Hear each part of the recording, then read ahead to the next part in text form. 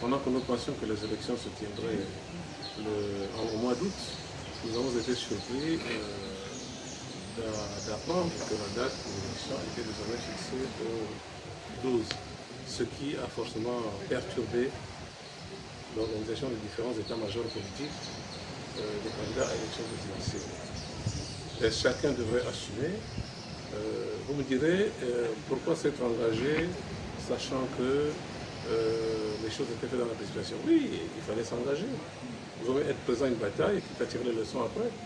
Mais je précise que cette bataille, cette campagne aurait pu être plus intéressante et plus équilibrée si nous allions aux élections au mois d'août, ou si alors cette date avait été convenue de commun accord par la classe politique. Mais depuis la conférence, j'allais dire, depuis le dialogue d'Angondje, tout est décidé de façon dictée par le CPRI et ses affidés. Il n'y a pas de discussion politique préalable pour convenir du modus operandi d'une activité. Il en a été malheureusement de même. Il en a été malheureusement de même pour la campagne présidentielle et la date des élections. Le Gabon va rentrer dans le record Guinness. Le record Guinness des élections présidentielles dans le monde. C'est une très bonne chose parce qu'au moins on est quelque part, on détient pour la première fois dans le monde un record. Maintenant, il y va de la responsabilité du ministère de l'Intérieur qui a géré ces élections, d'apporter la preuve de la fiabilité de ce qui a été rendu public. Nous avons tous des vidéos, produites parfois par des membres, des supporters de notre adversaire. J'allais parler du CTRI et du PDG.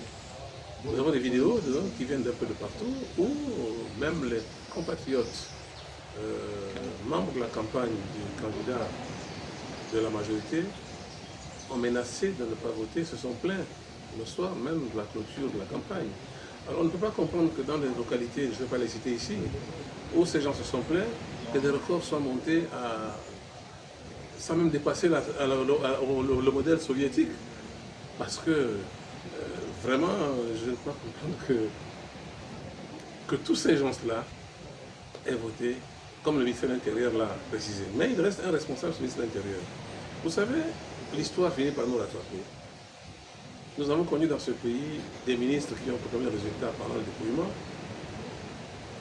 Des résultats quand même acceptables parce que ça ne dépassait pas les 60%. Des ministres qui ont dit que tant qu'ils seront ministres de l'Intérieur, aucun opposant ne va rapporter une élection présidentielle au Gabon. Et aujourd'hui, les ministres qui proclament des résultats, mais des risques. Moi, j'ai envie de dire des résultats risqués. Risqués parce que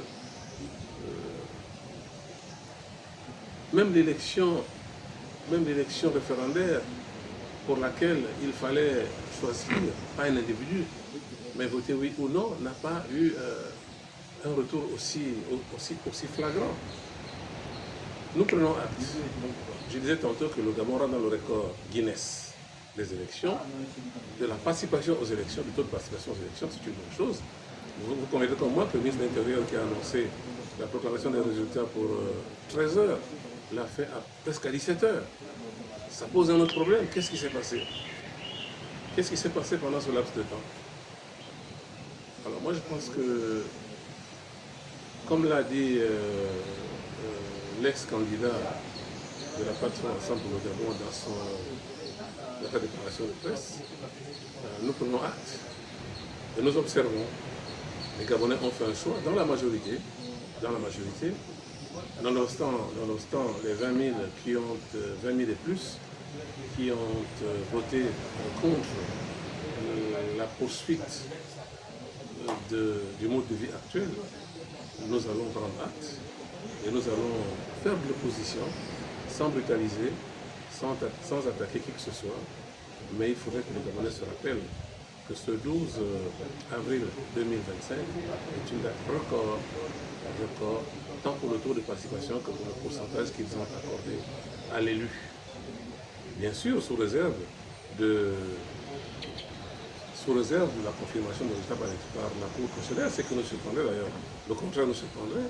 La Cour constitutionnelle, comme d'habitude, va soit élever le taux de participation, soit le réduire pour montrer qu'ils ont fait un travail, mais ça ne changera pas ce que je viens de dire. Écoutez, moi, je ne vais pas jeter la pierre sur les candidats qui ont, dans la précipitation, félicité l'élu, le nouvel élu, non. Ce que j'aurais souhaité, c'est que ces candidats prennent d'abord un peu de recul, comme l'autre l'a fait, revoir les chiffres, réexaminer, pour avoir au moins une expertise de ce qui s'est dit par le ministère de l'Intérieur, de l'analyse faite. Maintenant qu'ils aient d'office reconnu la victoire, mais le candidat Billy n'a pas rejeté la victoire. Mais tout ce qu'il a fait, c'est qu'il n'a pas félicité, il a pris acte de la victoire. Prendre acte d'une victoire ne veut pas dire qu'on rejette le résultat. Le ministère de l'Intérieur, je reviens là-dessus, assumera les responsabilités de cette victoire. Les autres ilocaux et compagnie et consorts ont félicité, c'est des bons citoyens, c'est de bonne guerre. C'est de bonne guerre. Quand un candidat félicite, il félicite quoi? Le résultat, l'élection ou le pourcentage? Il ne faut pas dire ce qu'il félicitait, c'est l'élection du nouveau président de la République. Pour moi, ça ne change rien. Vous savez, juste ceux qui ont pensé qu'aller à une élection maintenant n'était pas fortuite. Moi, j'ai pensé à un moment donné qu'il fallait seulement prolonger la transition. Dans la mesure où le président, le général candidat, au janvier, le président Oligui, on l'appelait président de la République, président de la transition, chef de l'État. Moi, je pense qu'on aurait pu simplement, comme l'a fait, je crois, la Guinée, prolonger la transition de même de 4, 5 ans, 3 ans, je l'ai dit moi, dans certaines de mes interventions. Et puis après, on allait à une élection, préparer une élection consensuelle et tout. Là, on sort d'une élection où même les candidats n'ont pas été financés, alors que dans la loi, on parle de financement des candidats à des proportions égales. Bon, nous avons là eu un candidat du pouvoir qui a les moyens de l'État. Nous avons des candidats que vous avez cités qui ont félicité le vainqueur et celui qui a pris acte des résultats qui n'ont pas eu les moyens de l'État. Est-ce que là, il y a une injustice?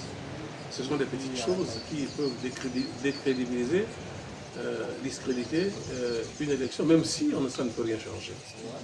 Moi, je pense qu'on aurait gagné en faisant les choses comme il se doit. Locales et les législatives. J'avais déjà dit un mot à la presse à ce sujet.